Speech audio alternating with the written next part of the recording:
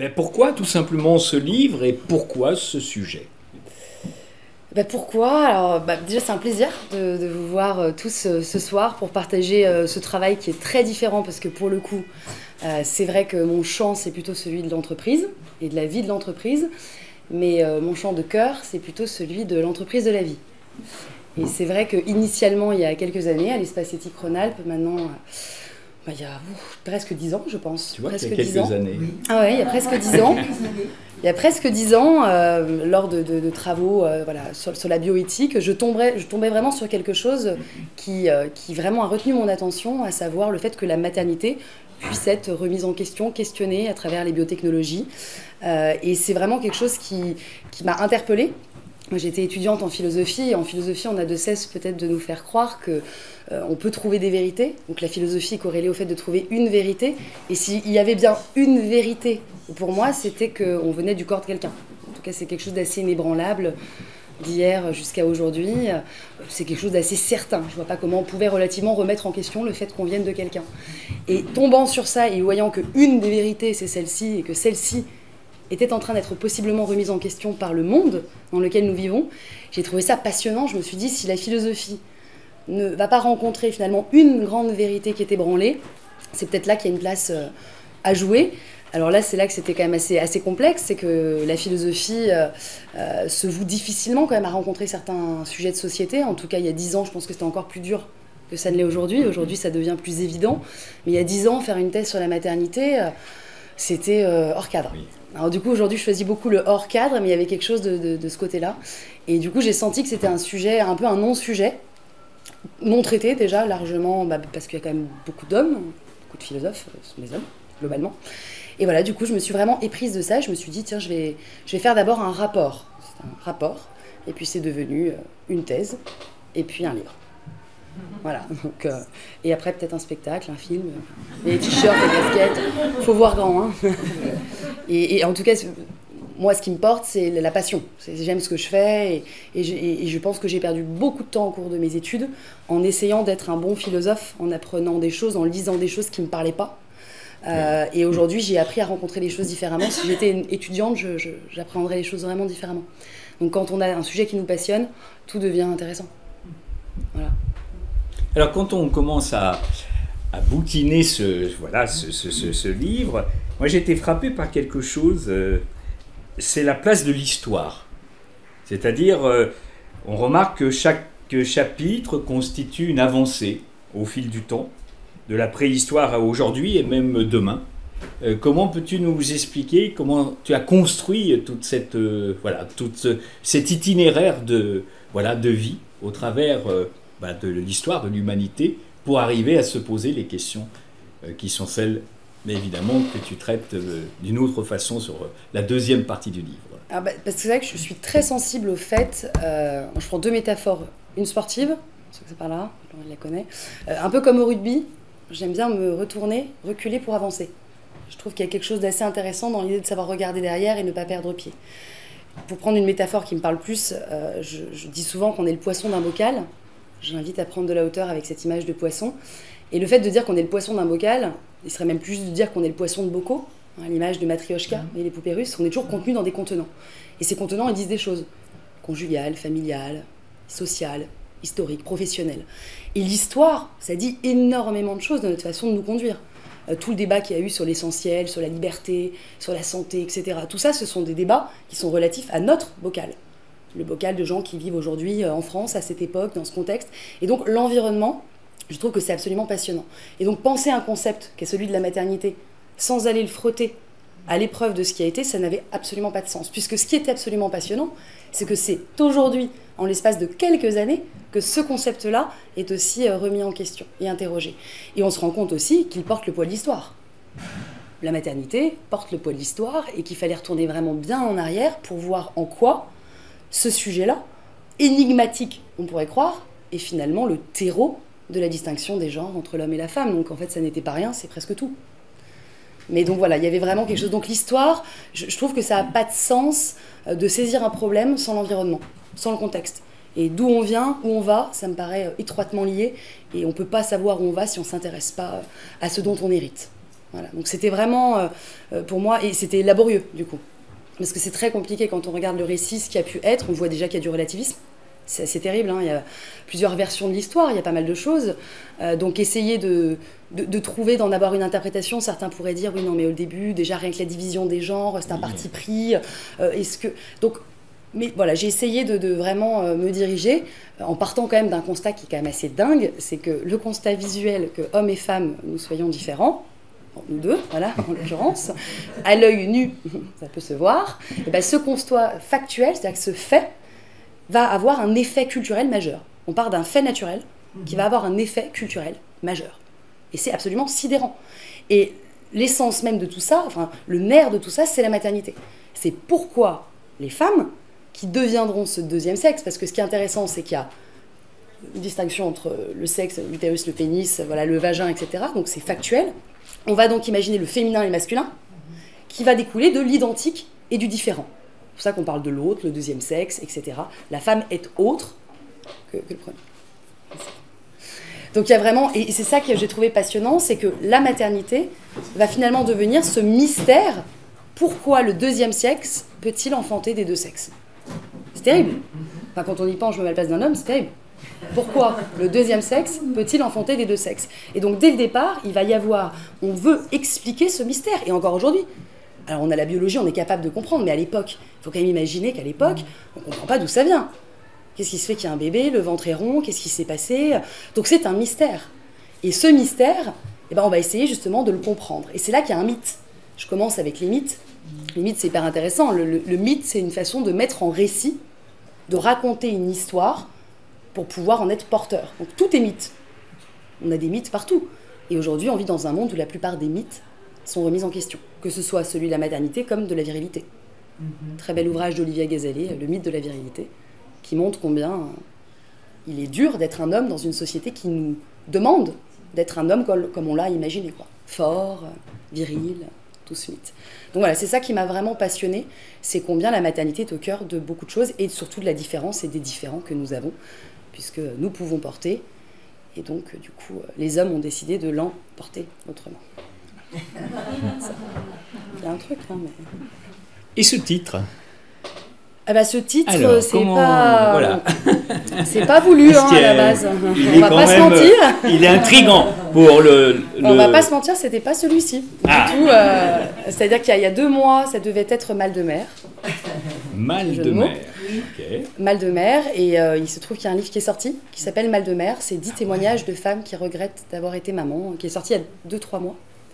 Quelque chose de ça. Ah bon. Et donc on n'a pas le droit évidemment. Bien sûr. On peut attendre un certain temps, mais là c'était pas possible. Et finalement j'avais un doute vraiment sur ce titre que je trouvais plus poétique que peut-être réel et positif. Oui. Mal de mer. Celui-ci, oui. Ouais. Bah, peut-être plus explicite aussi. Donc du coup ça a été Vers une maternité sans corps qui était mon sous-titre. Et ensuite il y avait que Vers une maternité sans corps. Et là je trouvais qu'il manquait. J'en parlais beaucoup à des gens que je connaissais peu. Enfin, j'interpelle peu les gens que je connais pas, hein, mais c'est bizarre dit comme ça. Mais quand je prends pas mal de taxis avec mes déplacements, je demandais tout le temps qu'est-ce que vous pensez de Vers une maternité sans corps. Il y a beaucoup de gens qui me disaient ah bah c'est un livre sur l'adoption, ça doit être chouette. Non. Et donc le Vers une maternité sans corps envoyait des choses. Donc on s'est dit si on mettait une phrase en dessous qui était censée donner envie aux hommes aussi de le lire potentiellement, c'était et si on ne naissait plus des femmes. Quelque chose aussi d'un peu plus énigmatique. Alors à la base j'avais mis et si les hommes ne naissaient plus des femmes, mais c'était trop voilà. Donc il y a vraiment des choix aussi derrière éditoriaux. Mais donc je suis contente finalement de ce titre qui je trouve en dit davantage que Mal de mer. Voilà. Et tu as déjà des réactions sur ce titre des uns des autres ou... Non, alors on ne me contacte pas, du coup, si c'est pour me dire que ça va pas. Ça pourrait, cela dit. Mais j'ai pas encore assez de notoriété pour avoir des gens pas sympas. J'ai que des gens sympas. Donc là, c'est plutôt agréable. Mais voilà, donc, non, sur la mise en forme. Et alors, la suite, c'est l'avenir.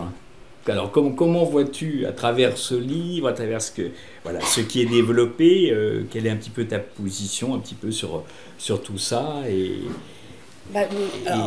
qu'est-ce que ça va... Vers quoi toutes ces interrogations que tu poses, ou au contraire des affirmations, sont censées, dans notre période actuelle, ou voilà, un petit peu nous donner ton point de vue un peu une introspection à travers tout ça. Alors déjà, c'est vrai que le titre est une affirmation, enfin il n'y a pas de point d'interrogation, et je pense qu'on va vers une maternité sans corps. Je pense qu'il n'y a pas vraiment de débat et de discussion sur le fait qu'on y aille. C'est plutôt sur peut-être certains pays d'ailleurs iront avant nous, hein, donc c'est aussi à l'international aujourd'hui, il y a certains pays qui vont avancer, et on voit aujourd'hui que ce soit les débats avec la GPA ou autres, quand vous avez les voisins qui font ce que vous ne faites pas, de fait ça induit une tendance. Donc fort à parier que la Chine, qui a déjà beaucoup avancé sur certains sujets, et d'autres pays qui sont aussi assez souples et ouverts, avanceront là où la France n'aura pas du tout avancé. Mais donc sera une tentation pour certains de pouvoir y aller ou y recourir. Donc je l'ai mis vers une maternité sans corps, parce que je pense que je ne prends pas beaucoup de risques en disant qu'on y va, sachant que Aldous Huxley, hein, quand même, dans les années 30, on parlait déjà, alors ça paraissait incroyable. Aujourd'hui, j'espère l'avoir amené dans mon livre comme étant une réalité, c'est-à-dire que concrètement, et en plus de ça, c'est une demande. À l'époque, dans les années 30, c'est un peu un truc énigmatique, on se dit « ah, ça peut faire peur ». Aujourd'hui, je pense qu'il y a beaucoup de femmes, si demain on leur dit qu'effectivement, le premier, le deuxième ou le troisième, elles pourraient l'avoir par utérus artificiel, avec l'assurance que l'enfant se portera bien, avec l'assurance que ce sera une sécurité pour elles, parce qu'il y a des fausses couches, parce qu'il peut y avoir plein de choses, ça peut devenir vraiment quelque chose de demandé, d'appelé, d'attendu. Donc voilà, je pense vraiment que l'avenir, j'ai pas l'impression d'avoir eu l'audace qu'ont eu évidemment certains. Par contre, moi je suis contente d'avoir fait entre guillemets ma part. C'est-à-dire qu'aujourd'hui, c'est pas un livre que je vais faire vivre pendant 10 ans, j'ai plein d'autres sujets qui me passionnent, mais j'ai le sentiment d'avoir participé à un débat qui me semble être important, et je pense qu'aujourd'hui on n'en prend pas la mesure, mais que dans certaines années, ce sera vraiment un sujet... C'est une façon de dire que mon livre aura du succès dans quelques années. Je me mouille pas trop. Non, mais je pense qu'aujourd'hui, c'est encore un sujet, quand on tend un micro et qu'on dit à l'envolée comme ça, vous êtes pour ou contre. Voilà, je trouve que c'est réducteur. C'est une société qui oppose, alors qu'on n'est pas du tout dans ça. Je pense que j'ai essayé de le prendre en me disant, on a eu assez de débats éthiques en se disant, est-ce que vous êtes pour ou contre? Je pense qu'on peut s'entendre, on peut discuter en se disant, tout en étant pour, on ouvre des fenêtres et des portes. Et je suis sûre qu'il y a plein de gens qui peut-être ont recours à la GPA ou sont plutôt pour, et se disent, néanmoins, ce vers quoi ça conduit, voilà, je trouve ça interpellant. Donc pour moi, le rôle du philosophe, c'est d'avoir une position assez méta, qui dépasse l'individu, hein, qui rejoint, qui transcende en fait l'individualité. Moi, j'ai écrit ce livre sans savoir si je pourrais avoir d'enfants. Donc, je tiens quand même à le dire, c'est vrai que j'aurais pu ne pas y arriver. Donc je l'ai écrit, souvent on me disait « mais attendez, vous écrivez une thèse sur la maternité, vous n'êtes même pas mère ». Je trouvais que c'était déjà violent de le lire. Et puis souvent je disais, parce que du coup j'ai une de mes amies qui a fait une thèse sur la mort, enfin la fin de vie et tout ça, mais je disais, mais du coup, heureusement qu'il ne faut pas être mort, parce que il ne se passerait pas grand-chose. Non mais c'est terrible. Donc c'était assez réducteur, on va dire. Mais je l'ai quand même vécu en me disant, est-ce que mon expérience personnelle va influencer mon écriture? Et pour le coup, vraiment le travail du philosophe, je trouve que c'est se détacher de ses ressentis, de ses impressions, de ses sentiments. Donc je voyais vraiment la démarche très méta, et donc j'ai écrit ça sans savoir si moi-même j'aurais besoin de demander un jour de l'aide à la PMA, voire qui sait à la GPA. Donc voilà, il y avait quand même un parcours, je tiens quand même à le dire, parce que dans les recherches, du coup, ça change un peu peut-être la façon d'aborder les choses. Voilà. Donc je ne sais pas quel avenir, mais en tout cas, je pense qu'on en parlera. La GPA était déjà un des sujets politiques évoqués, hein, qu'on a posé à tous les candidats quand même. Tous sont contre, je pense, sans savoir vraiment pourquoi. Mais ce qui serait intéressant, c'est qu'à mon avis, dans 5 ans, ce sera un sujet qui... et dès que de toute façon, il y aura des gens qui vont le faire autour de nous, voilà, ça va devenir, je pense, en tout cas, de vrais sujets à l'avenir. Bien. Alors maintenant, le but, c'est de se rencontrer ensemble avec vous. Et de boire un peu après. Voilà, si vous aviez quelques petites questions, profitons-en pour ceux qui ont peut-être déjà eu le plaisir de lire ce livre, ou des questions ou des interrogations, ben c'est le moment. Hein, voilà, on fait un petit échange de 10 minutes sur les tenants et les aboutissants. N'hésitez pas à poser une question, c'est toujours difficile les premières questions, on le sait bien, mais en le faisant très simplement, peut-être... J'en ai sinon, moi. Pendant longtemps, j'ai regardé le titre et ça m'a vraiment... J'ai pensé au livre dont tu parles de Huxley. Je me suis dit, ça y est, on y est. Voilà. Et donc toi, la philosophe, qui sait que l'âme humaine, elle va chercher aussi dans sa racine. Comment tu imagines l'homme de demain qui aura grandi dans un vagin en plastique? Moi, j'ai l'impression que déjà, ce sera sous couvert de thérapeutique. Ce qui est toujours très intéressant, c'est d'imaginer que ce sont des dominos qui tombent. Et que ça n'est jamais pour se dire, allez, l'utérus artificiel tel qu'on peut l'imaginer, de manière oh là là, un peu globale. C'est d'abord un utérus artificiel partiel. C'est-à-dire qu'aujourd'hui, heureusement qu'il y a une couveuse qui peut répondre thérapeutiquement au fait qu'évidemment, on accouche trop tôt et qu'un enfant puisse être sauvé. Donc c'est d'abord des choses qui toujours sont mises en place à vocation thérapeutique, comme le diagnostic préimplantatoire, comme différentes choses. Avant qu'on aille faire des recherches eugénistes, c'est d'abord thérapeutique. Donc je pense que déjà c'est une avancée scientifique, qu'on puisse se dire demain effectivement que s'il y a quelque chose de grave, et ben, des enfants pourront être maintenus via ce système. Après, la question c'est qu'une fois que ça devient thérapeutique, ça peut rejoindre le marché. C'est là qu'on rejoint le monde dans lequel on vit.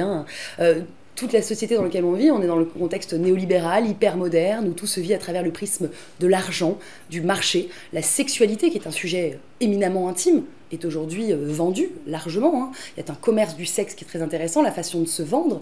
La maternité, comme tous les sujets, tombe dans le champ du capital. On capitalise sur ces sujets-là. Et d'ailleurs, c'est un vœu, même les philosophes, déjà dès l'origine, essayaient de capitaliser des maternités en se disant on va mettre ensemble deux personnes qui n'ont pas l'air trop bêtes pour essayer de faire un enfant qui, on espère... On a toujours une forme d'eugénisme, de recherche, d'amélioration. Donc depuis toujours, on souhaite que l'enfant soit le mieux possible, les meilleures naissances possibles. Sauf que là, la différence, c'est qu'aujourd'hui, on arrive à un point de conjonction où ça va devenir possible, techniquement. Et donc, le fait que ça devienne possible, c'est plus qu'un fantasme. Ça peut être une réalité. Alors, moi, à la fin de mon livre, je ne peux pas savoir qui seront ces enfants-là. La seule chose que je sais, c'est que nous venons tous du corps d'un autre. Je trouve que c'est assez beau, poétiquement. On vient d'un autre. Il y a quand même quelque chose de fort. On vient du corps de quelqu'un. On a partagé 9 mois, au maximum en tout cas, à l'intérieur du corps d'un autre. Si demain on vient, parce que c'est ça le débat, c'est venir de la volonté ou du corps. On est dans une société qui a sacralisé la volonté, et le corps court derrière ça. Le corps n'est qu'une vitrine de la volonté. On va le gonfler, d'ailleurs une salle de sport, j'étais très tentée juste avant, je peux pas faire ça moi. Ceux qui me connaissent savent, terrible. Donc il y a vraiment ce débat entre la volonté et le corps. Donc déjà certains pourront dire, attendez, l'enfant sera peut-être pas porté, mais la volonté l'a tellement emporté, ce sont des enfants voulus plus que jamais. Donc déjà ça, naître dans un monde où des gens vous ont voulu au point vraiment d'engager ces procédés-là, versus une société où des gens peuvent tomber enceintes sans jamais l'avoir voulu, donc il y aura déjà des débats qui mérite d'être posé. Ça s'entend. La seule chose qui est quand même une réalité, c'est que pour le coup, on ne viendra pas du corps de quelqu'un, mais d'une volonté. Et dans une société qui est déjà très individualiste, moi je trouve que ça pose une question énigmatique, c'est qui serons-nous si nous ne venons plus du corps d'un autre ? Bon, c'est assez vertigineux, moi je trouve. Et c'est pour ça que je termine le livre en disant qu'il y a une forme de mal de mer. C'est une forme de... Voilà, on ne sait pas comment, ça bouge, c'est mouvant, je ne sais pas où on va. Je décide quand même de garder la main à l'endroit du corps. En tout cas, ça me rassure d'avoir quand même cet amer, ce point de repère concret. Mais ça pose quand même une question, et pour le coup, unique. On ne s'est jamais posé cette question parce que ça n'a jamais été possible. Donc là, c'est quand même un truc incroyable. Vous remarquerez que tous les corps qui nous portent, dans une société où la volonté l'emporte, tous les corps sont ébranlés. La Terre, il n'y a quand même pas un parallèle, la mère-terre. Et la terre-mère, c'est quand même ce qui nous porte. Ce qui nous porte est ébranlé, là où la volonté l'emporte. Il y a vraiment quelque chose. Et je fais une analogie à la fin sur cette mère nature qui finalement réappelle à la lucidité, à la conscience, à l'ancrage qui est le nôtre, en faisant une analogie avec le corps de la mère qui nous invite aussi à garder les pieds sur terre et à nous rappeler au corps. Voilà. Donc j'ai pas de réponse concrète parce que je pense que les choses vont sûrement là se décanter, les gens vont davantage y penser. C'est pas des sujets qui ont été vraiment pensés, encore, parce que la réalité n'était pas envisagée. Donc je pense que là, vraiment, il y a des recherches qui vont être menées sur ce qui pourrait se passer si un enfant n'était plus porté. Donc je termine l'ouvrage en faisant une distinction entre le devenir mère et l'être mère. Et effectivement, le devenir mère, c'est beaucoup plus vaste. On peut être mère, porter un enfant, sans réussir à devenir mère. On peut devenir mère sans avoir été mère, de corps. Donc il y a quelque chose... Par contre, ce que je trouve intéressant, c'est attention à ne pas finalement saper ou enlever cette idée que l'être mère serait important sur l'autel du devenir mère. Sous couvert de on peut devenir ce que l'on veut parce qu'on est dans une société, et tout ça a été porté par le féminisme. Un enfant quand je veux. Magnifique slogan. Ça fait un enfant quand je veux, un enfant comme je veux, un enfant... Donc il y avait tout ça, c'est vraiment le fruit de l'histoire, avec des choses absolument passionnantes qui sont aussi... on doit en prendre la mesure. Donc vraiment, c'est beaucoup plus... moi, je suis plutôt quelqu'un d'optimiste, vraiment, sur ce sujet-là. Par contre, je pense que c'est important de savoir où on va, et de distinguer devenir mère et être mère, et surtout de ne pas supplanter l'être mère dans les perspectives du devenir mère, parce qu'aujourd'hui, ce qui a été assez fort, c'est la première fois historiquement, la PMA a été ouverte donc aux femmes, aux couples de femmes, et ça, c'est hyper intéressant, puisque ça vient changer quelque chose qui a toujours été, à savoir que la définition, et ça ne veut pas dire que parce que ça a toujours été, c'est bon. C'est-à-dire qu'en tout cas, ça a été changé. La définition, la différence entre les hommes et les femmes, c'est que quand on va à la maternité, une femme, elle est mère parce qu'elle accouche, un homme, il est père parce qu'il signe une reconnaissance. La paternité se vit à travers le prisme de la présomption et de la volonté, et la maternité à travers le prisme du corps. Ce qui est une égalité pour certains aujourd'hui. C'est attendez, pourquoi vous, c'est la volonté, et nous, c'est le corps. La PMA, le fait qu'on l'ouvre à deux femmes, ça veut dire qu'au moment où on reconnaît la maternité, pour la première fois dans l'histoire, on reconnaît que deux femmes sont mères au même niveau, l'une parce qu'elle porte, l'autre parce qu'elle veut. Donc la maternité n'est plus que vécue à travers le prisme du corps, mais à travers le prisme de la volonté. Et si vous voulez, tout le débat qu'il y a derrière, c'est celui de l'égalité. On est dans un monde qui crie à bas les genres, l'absence de genre. Hein, on est même dans des débats qui sont devenus absolument incroyables, où sur un plateau de télé, quelqu'un vous dit « mais qui vous dit que je suis un homme ou une femme ?» Voilà, donc bon, quelques petits trucs quand même. Mais le débat, c'est de dire que le mot « homme » et « femme » ne devrait même pas exister. Hein. Apple vient de sortir quand même un émoticône « homme enceint » et « genre neutre enceint ». On va dans un monde où la neutralité de genre... Voilà, donc c'est ça qui est vraiment passionnant, c'est qu'aujourd'hui, la maternité qui a été affiliée au corps est affiliée à la volonté, et je pense que c'est important aussi, mais à force de l'être, elle finit par reléguer le corps au deuxième rang. Et la GPA en est une très belle illustration, hein. La femme qui porte compte moins que la femme qui décide d'être mère. Donc c'est quand même pas rien. Et dans toute l'histoire, toutes les femmes, il faut quand même juste, je fais un clin d'œil sur la gestation pour autrui, il y a la gestation pour autrui traditionnelle, qui ne verrait jamais le jour en France, hein. C'est quand une femme porte littéralement un enfant et en plus elle est la mère génétique de cet enfant. Nous, quand on parle des débats sur la GPA, c'est jamais une GPA traditionnelle. C'est une GPA justement partielle, qui est juste une GPA de gestation, gestationnelle. Je porte l'enfant, je ne suis pas la mère génétique. Ça fait moins de débats. Mais dans tous les pays où même la mère était mère de corps et génétique, elle perd. Elles ont toujours, au cours de l'histoire, perdu des procès face à des mères d'intention qui demandaient à avoir l'enfant. Ça signifie quoi? Ça signifie, et les mots sont beaux, mère d'intention. On parle de parents d'intention, on est encore sur l'intentionnalité, la volonté, le projet. Le projet supplante le corps dans une société où nous sommes biberonnés à l'idée que la volonté doit l'emporter. Et c'est aussi le fruit des philosophes. La philosophie, tout l'héritage, hein, le corps a toujours été relégué au second plan. Donc aujourd'hui, on hérite aussi d'une culture qui a invité la volonté à maîtriser le corps. Non mais voilà, en tout cas, on va quand même vers un monde absolument incroyable. Donc là, on parle d'amour, on parle de sexualité, mais là on parle juste aussi d'entreprise individuelle, de projet. Je veux avoir un enfant, et l'âge. Parce que là, aujourd'hui, on est encore dans des débats d'âge, 43 ans, limite d'âge. Mais ça risque de devenir assez obsolète. Dans un débat où on invite à l'égalisation, pourquoi un homme de 60 ans, il peut avoir un enfant, et pas les femmes? Alors que nous, on vit plus longtemps, alors que... Tous ces débats, ils ont de la valeur. Moi, c'est ça que je trouve intéressant, c'est qu'il ne suffit pas de taire le sujet, ça a de la valeur, et aujourd'hui, c'est une vraie revendication. Et on va pousser la date, hein, ce sera sûrement 45, etc. Donc voilà, ça pose vraiment des questions.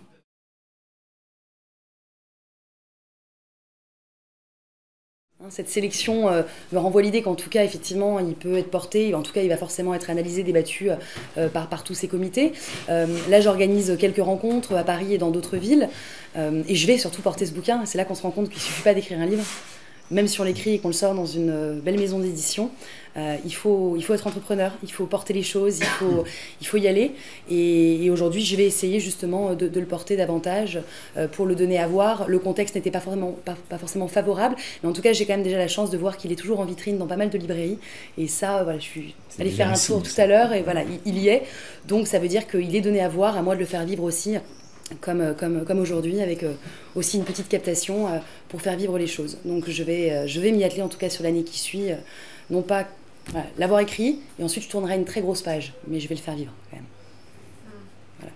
Une dernière question peut-être? J'aimerais savoir si le destin d'une petite fille peut-il être lié à son nom ou son prénom? Parce que, alors non, mais là c'est sûr qu'ils ont fait fort. Hein. Aura, ange, 2 L. Enfin, c'était terrible, quoi. Donc j'aime jouer avec les mots, voilà, ça c'est sûr. Ça m'a donné des ailes, c'est une certitude. Et en tout cas, je suis très heureuse et fière quand même de voir ce livre fini. Voilà. Merci en tout cas.